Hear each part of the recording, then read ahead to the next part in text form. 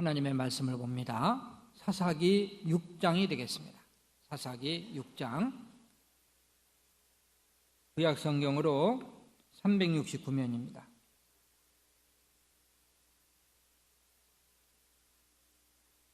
구약 성경 369, 사사기 6장 11절부터 14절까지의 말씀인데 한 절씩 교독해서 읽으시겠습니다. 11절 제가 읽습니다. 여호와의 사자가 아비에셀 사람 요아스에게 속한 오브라에 이르러 상수리 나무 아래에 앉으니라. 마침 요아스의 아들 기드온이 미디안 사람에게 알리지 아니하려 하여 이를 포도주 틀에서 타작하더니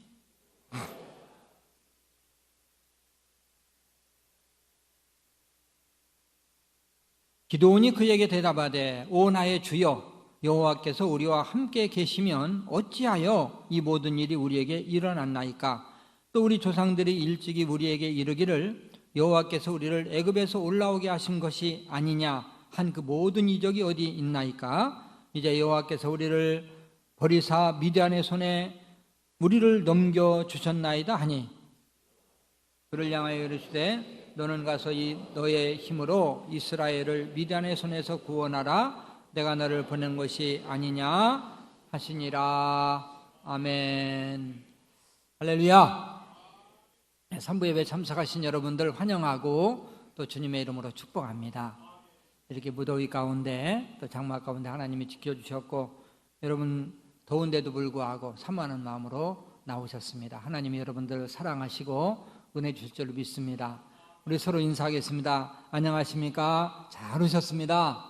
우리 중층에도 인사를 좀 나누시길 바랍니다. 예, 잘 오셨습니다. 잘 오셨습니다. 예, 감사합니다. 인간은 누구에게나 잠재된 능력이 있습니다. 잠재력이라고 그러죠.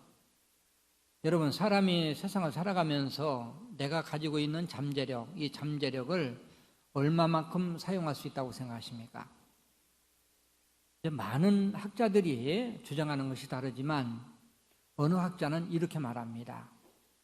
우리 인간의 능력은 굉장히 잠재력이 큰데 그 중에서 3% 내지 10%만 사용할 수 있다. 또 사용하고 간다. 이런 주장을 했어요. 자, 인간이 가진 능력을 100% 활용할 수 있다면 하나님같이 되겠죠. 하나님의 형상이기 때문에. 그러나 그 중에서 아주 일부분만 우리는 사용할 수 있고 조금 더 사용을 하면 또 능력자가 되는 거죠. 성경은 우리 인간에 대해서 굉장히 좋은 평가를 합니다. 또 하나님은 우리 인간에 대해서 굉장히 좋은 평가를 하면서 우리 인간에 대한 기대를 가지고 계세요. 자, 이사야 43장 4절부터 7절까지를 보면서 하나님 우리 인간을 어떻게 평가하고 계신가, 어떻게 선포하고 계신가를 알아봅니다. 4절 제가 읽죠. 내가 네 눈에 보배롭고 존귀하며 내가 너를 사랑하였은즉 내가 네 대신 사람들을 내어주며 백성들이 네 생명을 대신하리니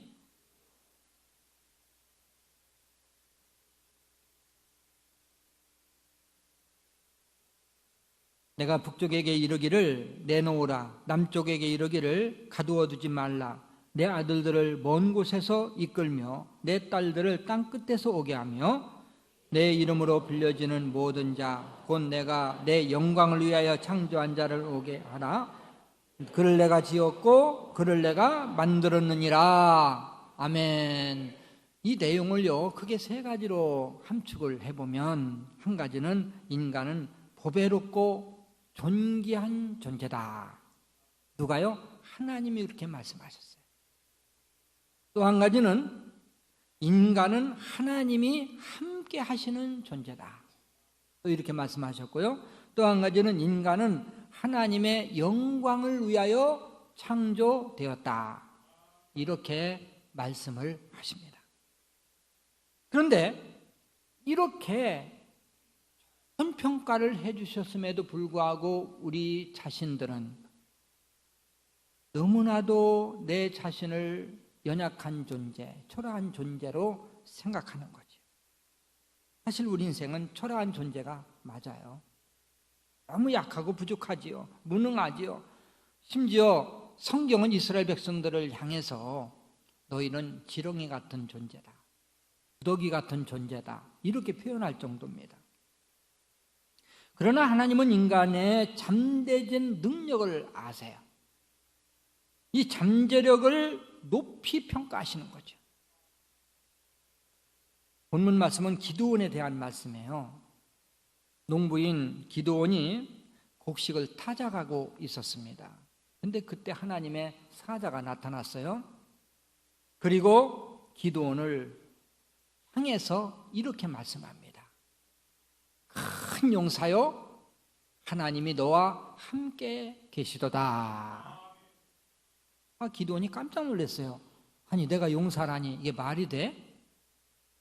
나는 배운 것도 없고 말도 잘 못하고 내가 무슨 군사훈련을 받은 것도 아니고, 근데 나보고 큰 용사라니? 오늘은 본문을 통해서 큰 용사, 이런 제목으로 말씀을 나눌 때 많은 은혜와 도전이 되시기를 주님의 이름으로 소원합니다. 하나님께서 큰 용사라고 부르신 기드온은 과연 어떤 사람이었을까요? 얘는 자격 미달의 사람이에요. 이 큰 용사라고 불릴 만한 자격이 없는 사람이라는 거죠. 첫째, 기드온은 겁이 많습니다. 자, 11절 말씀을 같이 한번 읽어볼까요? 여호와의 사자가 아비에셀 사람 요아스에게 속한 오보라에 이르러 상수리나무 아래에 앉으니라. 마침 요아스의 아들 기드온이 미디안 사람에게 알리지 아니하려 하여 밀을 포도술에서 타작하더니. 아멘. 이 당시 이스라엘 사람들은요, 미디안이라는 나라에 지배를 받고 있었어요. 우리가 마치 일본 사람들에게 지배를 받고 있었던 것처럼, 그리고 미디안 사람들에게 철저하게 착취를 당하고 있었습니다.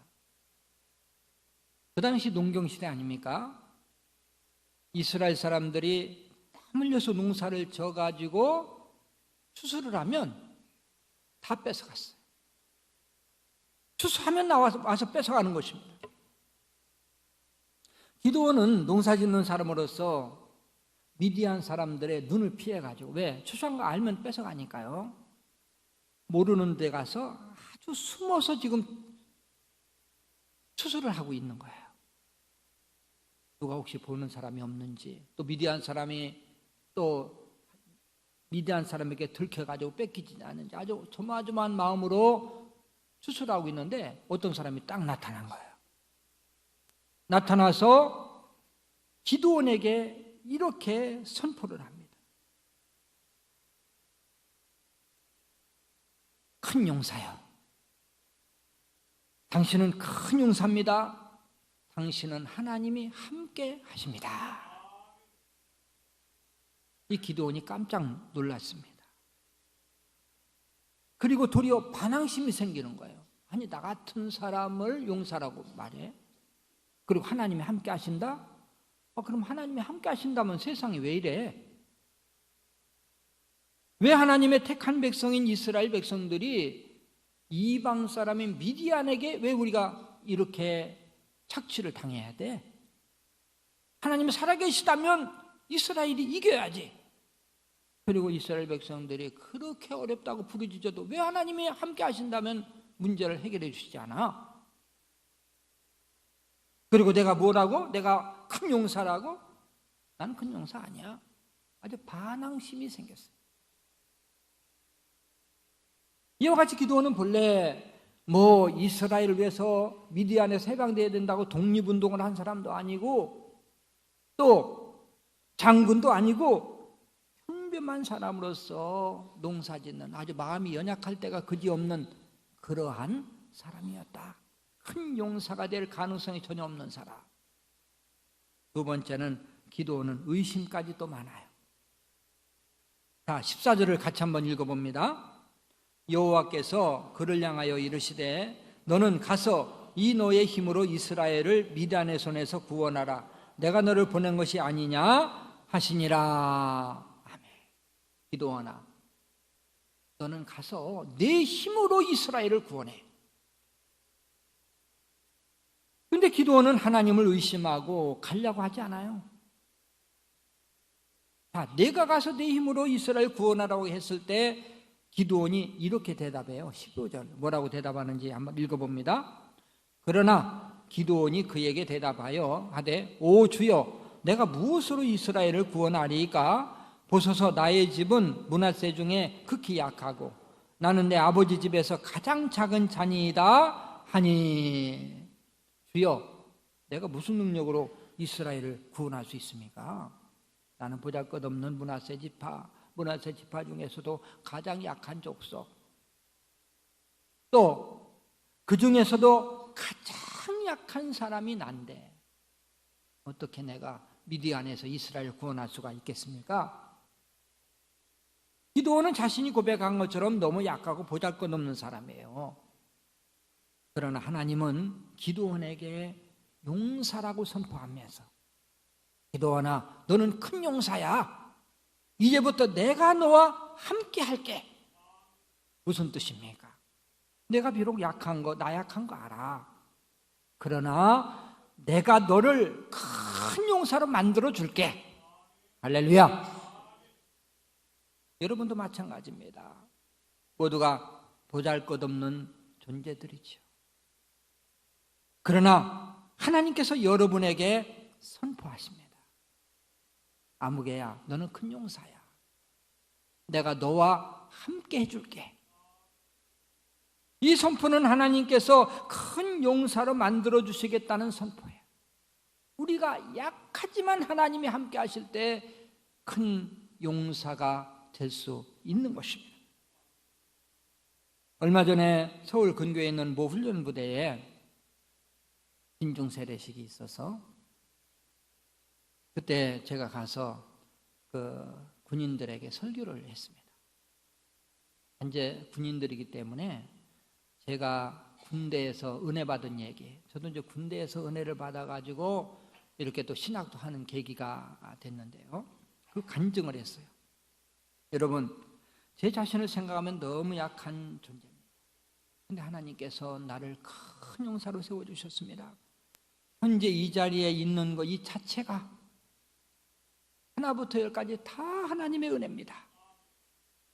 저는 두메산골 아주 가난한 가정에서 태어났어요. 너무 가난해서 아주 소원이 굉장히 소박했습니다. 어떻게 하면 쌀밥을 한 번이라도 더 먹어볼까? 어떻게 하면 하루에 3끼씩 굶지 않고 먹고 살 수 있을까? 내가 중학교를 가서 공부를 했으면 참 좋겠다. 중학교도 들어갈 수 없는 전혀 그런 형편이기 때문에 나는 크면 돈을 벌면 사탕을 실컷 사서 먹어야 되겠다. 뭐 이런 이제 아주 소망, 이런 소원이었어요. 가문도 믿음도 학벌도 내세울 곳이 없습니다. 인물이 잘생긴 것도 아니에요. 눈이 찌끄맣게 생겨갖고 눈웃음이나 치고, 그 다음에 또 얼마나 마음이 연약한지요. 저는 어릴 때부터 사람 앞에 서면 수줍음을 타가지고 사람 앞에 서면 말이 안 나고 눈물이 앞을 가려가지고 눈물부터 나와요. 왜 말이 나와요? 눈물이 나오는지 몰라요. 말도 못하고 아주 보잘것없고 약했습니다.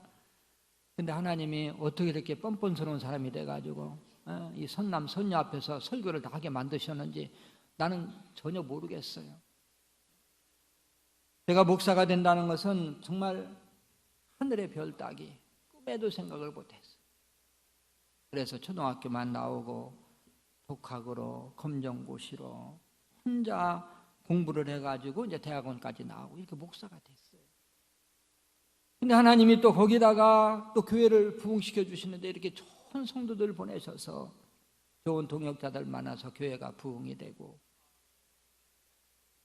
그리고 하나님이 또 세워주셔서 대학에 가서 또 구약학 히브리어를 또 강의하게 하시고 또 곳곳에 부흥회를 하게 하시고 또 아시아 지역에 또 신학교를 3개나 세워서 또 운영하면서 또 복음을 전하게 하시고 또 총신대학 모교지역 거기 운영이사 되게 하시고 또 총회 서북지역 노예부의 대표회장에다 총회 임안본부 본부장에다가 하나님이 이렇게 세워주시는 거예요. 또 지역에서도 일하게 하셨는데 교경협의 회장이고 지금 이제 교구협의 회장으로서 또 섬기고 있어요. 제가 간증하는 것은 제 자랑이 아니라 저같이 약한 사람도 하나님이 함께 하실 때 용사가 된다. 본인들에게 소망을 주기 위해서 여러분, 지금 여러분들이 연약하게 보이지만 믿음을 가지고 하나님이 함께 하시면 여러분들도 나와 같이 쓰임받을 수 있습니다. 그것을 그들에게 말씀드리기 위해서 제 간증을 한 거예요. 예수 믿는 사람은 모두가 큰 용사입니다. 여기 앉아있는 여러분이 큰 용사예요. 여러분이 형편을 보면 안 됩니다. 나를 바라보면 안 됩니다. 그러나 하나님을 바라보면 여러분들은 큰 용사라는 사실을 믿을 수가 있어요. 큰 용사는 태어날 때부터 용사가 아닙니다. 큰 용사는 하나님이 만드신다는 사실을 믿으시길 바랍니다.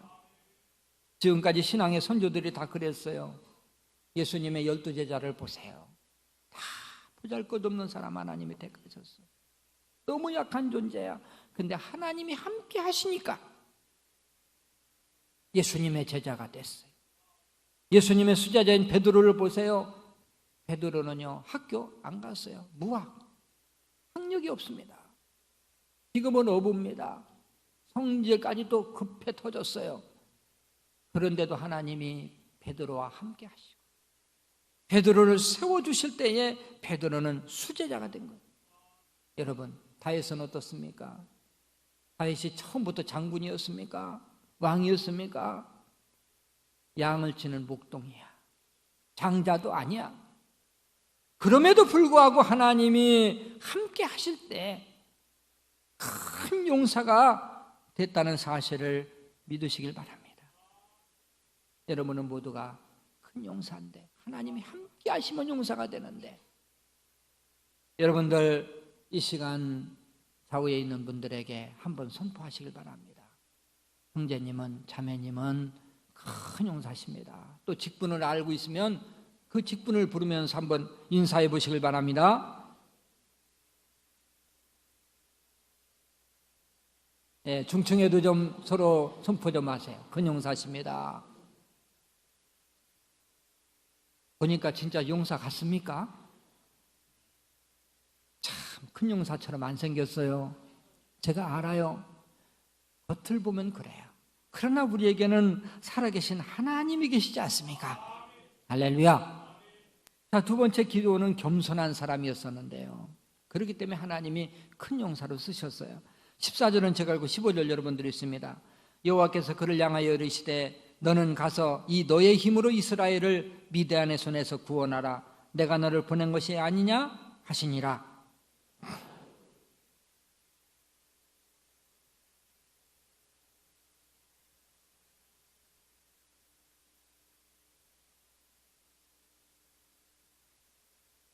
아멘.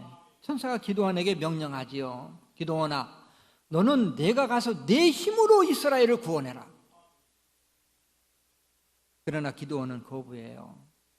하나님 아시잖아요. 나같이 연약한 존재가 어떻게 미디안의 손에서 이스라엘을 구원할 수가 있습니까?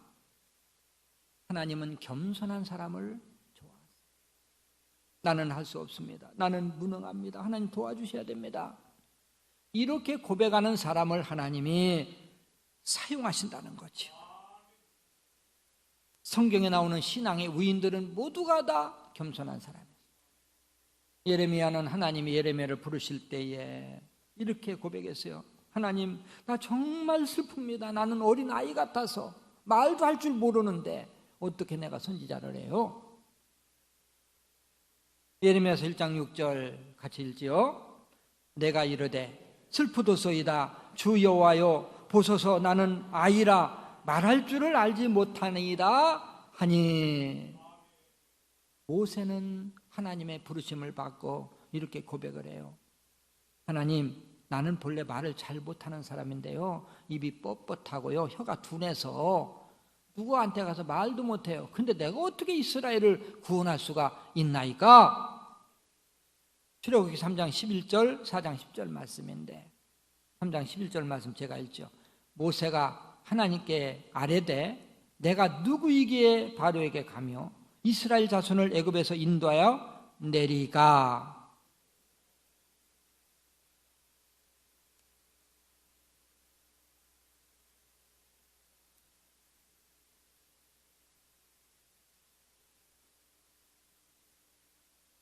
자꾸 회피하고 주님 나는 연약한 자입니다 이렇게 고백을 하죠. 바울은 하나님 앞에서 이렇게 고백합니다. 하나님 나는요 만삭되지 못해서 난 자 같아요. 우리로 말하면 팔푼이 같아요. 나는 죄인 중에 괴수예요. 이렇게 자신을 낮추고 고백해. 자, 고린도서 15장 8절 9절 말씀이죠. 8절 제가 있습니다. 맨 나중에 만삭되지 못하여 난 자 같은 내게도 보이셨느니라.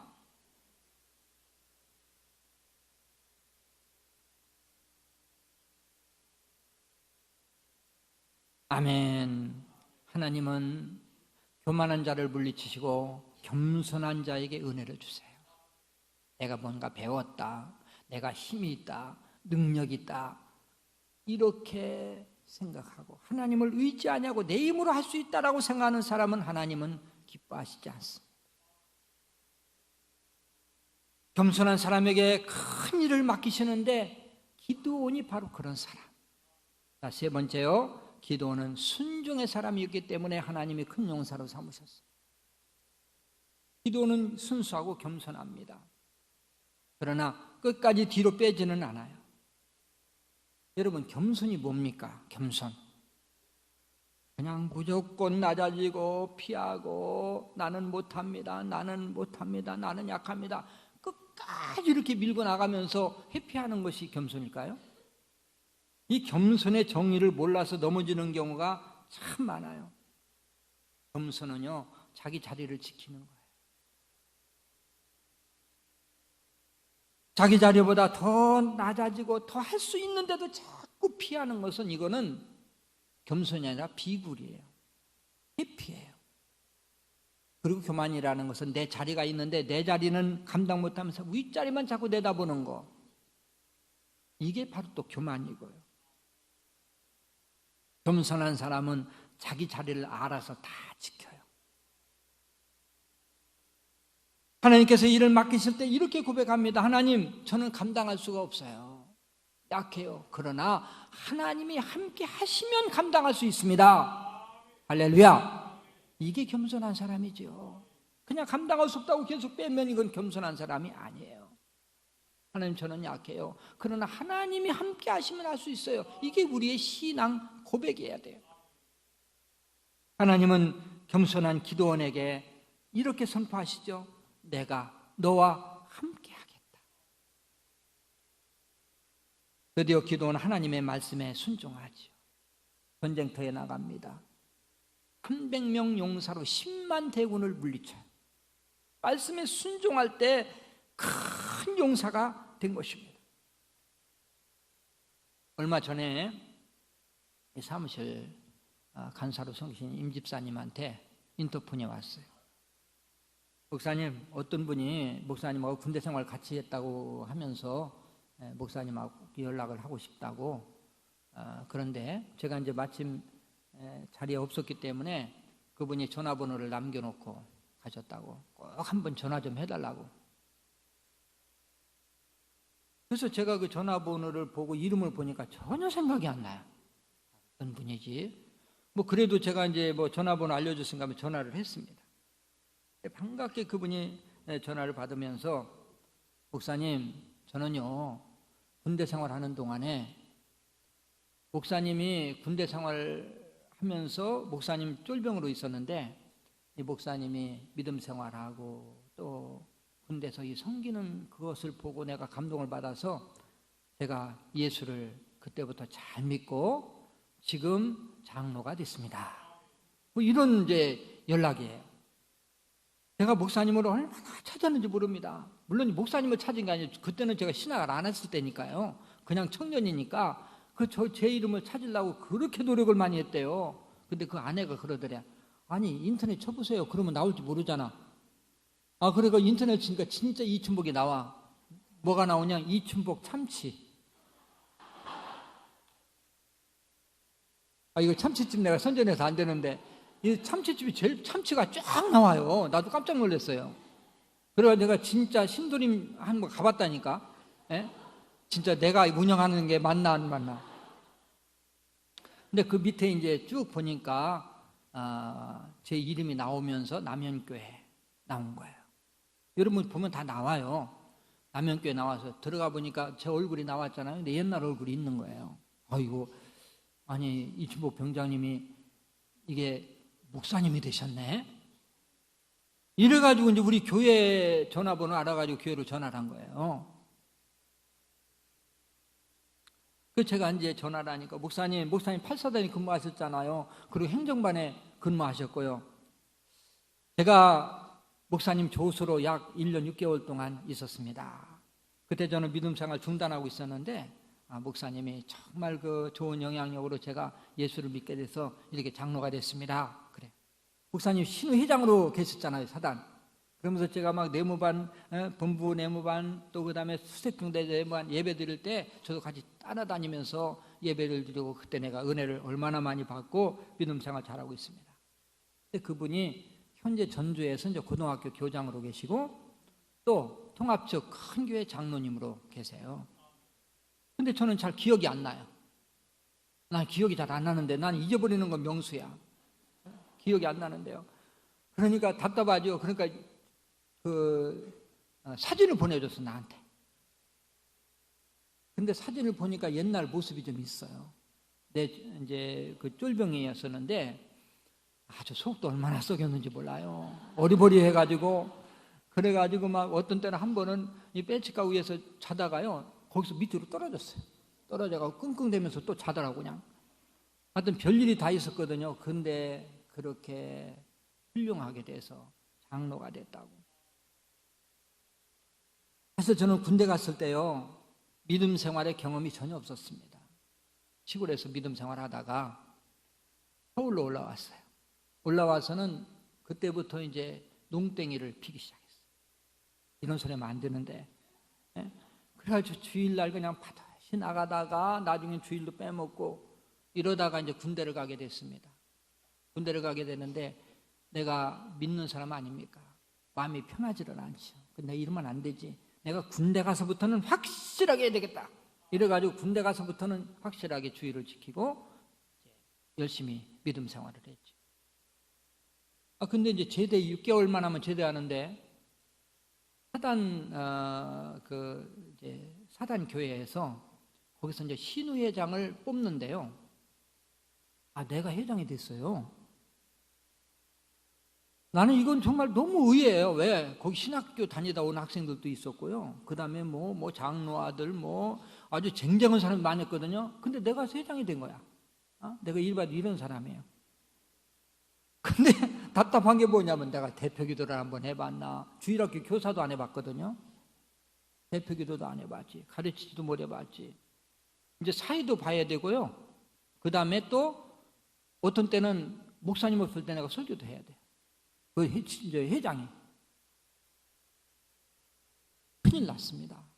회장이 됐는데 하나님 어쩌려고 나를 회장시켰습니까? 큰일 났습니다. 하나님 도와주셔야지. 나 이거 이러다가는 망신당하고 나는 아무것도 못합니다. 막 그때부터 하나님 앞에 매달리기 시작했어요. 그리고 열심히 했습니다. 그래서 부관참모부 내무반 예배도 드리고 그 다음에 본부중대 예배도 드리고 또 사단 수색대 예배도 드리고요.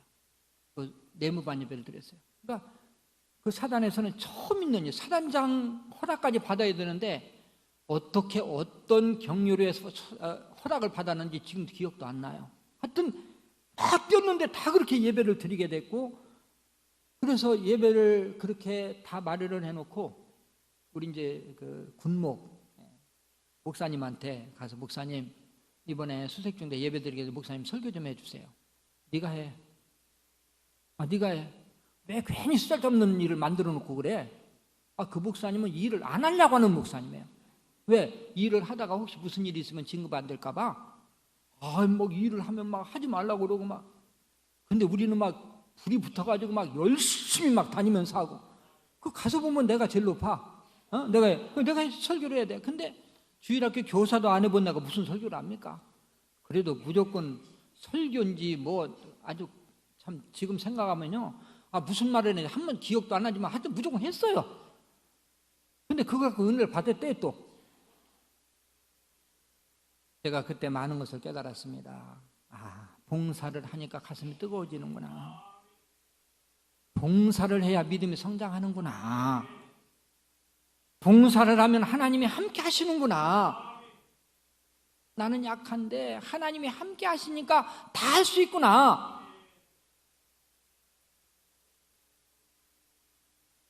그래서 제가 많은 것을 깨닫고 은혜를 받고요, 제대한 후에 제가 이제 교회를 찾아가는데, 제일 조그만 교회를 3개월 동안, 그때는 개척교회도 없어요, 3개월 동안 찾아서 개척교회를 찾아갔어. 왜 그러냐면 큰 교회 가면 봉사 안 시켜줄까 봐, 봉사하고 싶어서. 그렇게 적은 교회 찾아가서 가자마자 목사님한테 신고하고, 그리고 주일학교 교사도 또 찬양대도 그때부터 시작했습니다. 그래가지고 제대한 지 2년 후에 제가 이제 신학을 하게 된 거지. 하나님께서 군대에 있는 동안에 저를 훈련시켜 주신 거예요. 강하게 훈련시키시고, 저는 너무나도 아까도 얘기했잖아요, 다른 사람 앞에 가면 눈물부터 나고 소극적이고요, 다른 사람한테 요만큼도 부담 줄 줄도 모르고 그냥 착하디 착해가지고, 내가 생각이 너무 착해요. 그러니까 그러니까 하나님이 막 이렇게 군대에서 훈련시켜 주시고, 내가 또 이제 교육전도사로, 친학교에서 교육전도사로 들어갔거든요. 근데 그 교회 목사님이 엄청 강하십니다. 그래가지고 내가 학생회를 맡고 있는데 학생회 조금 덜 나오잖아요. 그러면 내 면전 앞에서, 이전도사 뭐하고 있어? 지금 신방할 때인데 지금 가만히 있을 때 빨리 신방 가! 그러려면 그만둬! 막 눈물이 쑥쑥 빠질 정도로 막 저를 아주 막 달달 볶는데요. 그래서 아주 아침에 새벽 6시부터 학생들 모아놓고, 그리고 8시 아침 주일날 8시 반부터 신방 다녔어요. 회장하고, 회장도요 괴로우니까 나하고 둘이 울면서 다녔어요.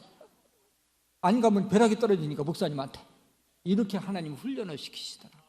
그래서 그 목사님 밑에서는 1년을 못 버티고 다 나와. 그때 나는 그만둬. 그러니까 다 1년, 많이 있으면 1년 반이야. 근데 저는요 거기서 5년 동안 있었습니다. 제가 엉덩이가 얼마나 무거운지. 그래서 그 목사님한테 훈련 받고, 목사님이 또 이렇게 교회 개척할 수 있는 길을 열어주시고, 지금도 제가 아버지처럼 모시고 있고. 자, 기드온은 300명사로 미디안 대군을 이겼어요. 무기로 이겼습니까? 아니에요. 하나님의 은혜로. 항아리를 깨고 횃불을 밝히고 나팔을 불고 그걸로 이겼어요. 그러면 나팔과 항아리와 또 횃불 가지고 이겼을까요? 이건 하나님의 도구예요. 기드온도 하나님의 도구야. 하나님이 사용하실 때 하나님이 이기신 거야. 여러분, 천하의 강사 삼손을 보세요. 삼손이 머리카락에 힘이 있고 그래서 이겼다, 그게 아니에요. 다 하나님의 도구입니다. 하나님이 함께 하시니까 이기신 것입니다.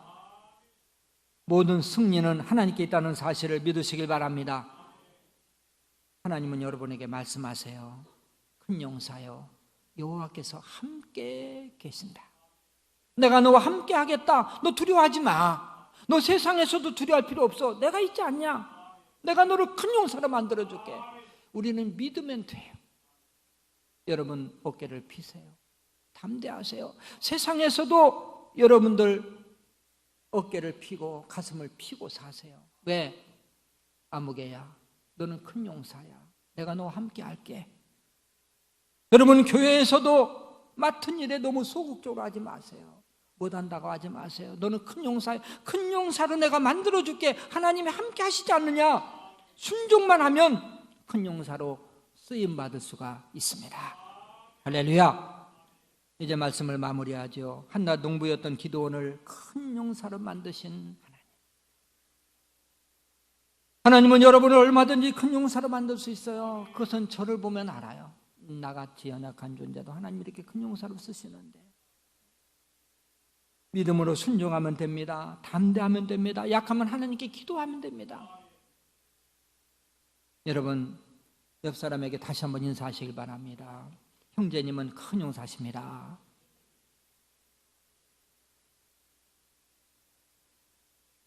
다시 한번 합니다. 자매님은 하나님이 함께 하십니다. 우리 중층에 있는 분들도 좀 인사 좀 하세요. 예, 인사 나누시길 바랍니다. 감사합니다. 먼저 여러분은 기도원처럼 하나님이 함께 하셔서 큰 용사가 되시고 세상에서도 승리하시고 하나님 나라에서도 교회에서도 하나님 앞에 쓰임받는 역사가 있으시기를 주님의 이름으로 축원합니다.